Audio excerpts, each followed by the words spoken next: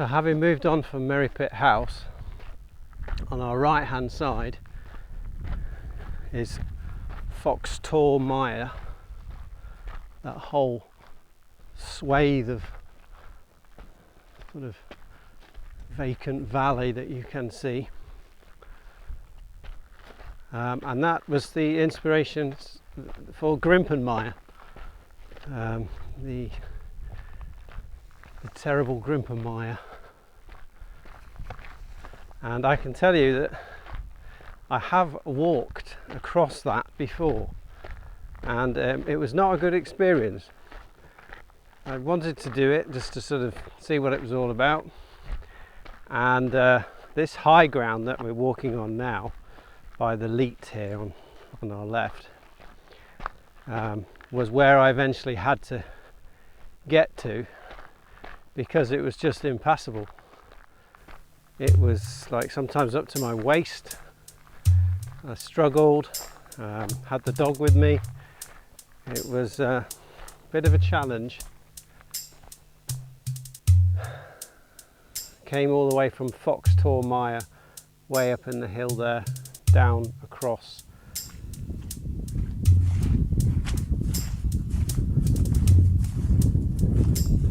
Anyway, I think the legend goes that a traveller, explorer, walker such as myself, lost up here in the snow, I believe, the snowstorm, and his horse perished, and he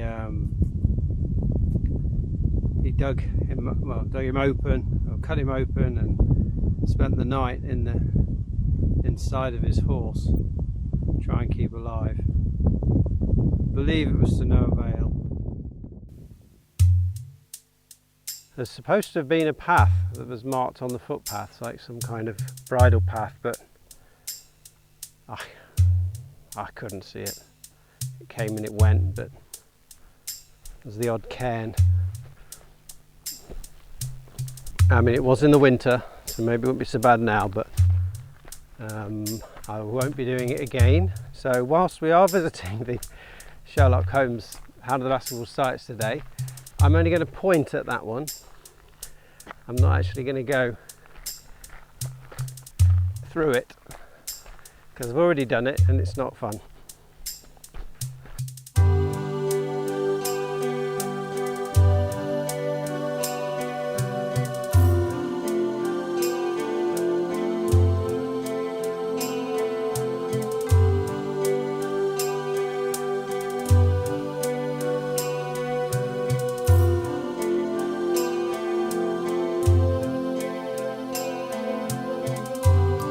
Further over on the right there is the White Works tin mine, which is where Stapleton was supposed to have housed the Hound.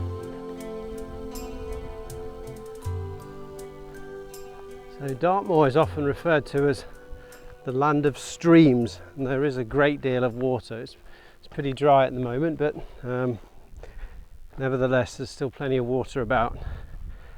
And some of the streams are called LEATs.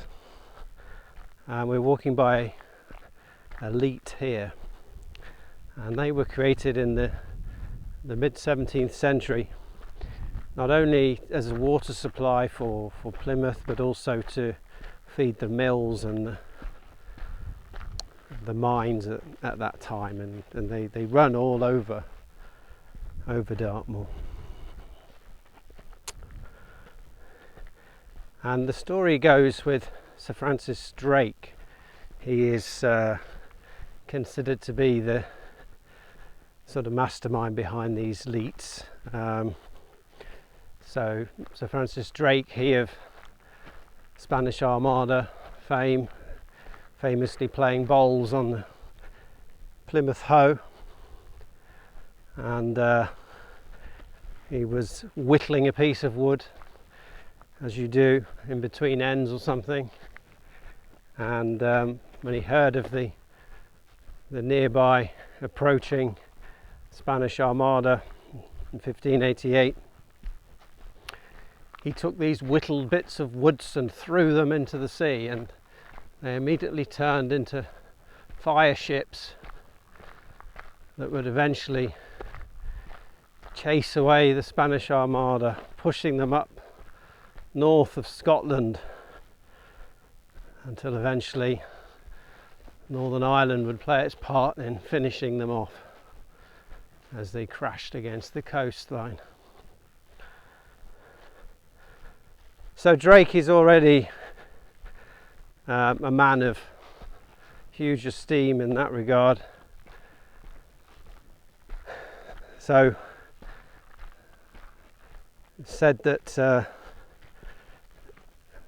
the King of Spain, was it Philip II? I'm not sure, but the King of Spain was terrified of Drake, and he had heard and believed the stories of this LEAT, and how that apparently Drake had galloped across the moors on his horse, and the LEAT had formed behind him as he ran. So Sir Francis Drake, he's a bit of a legend round these parts, he is.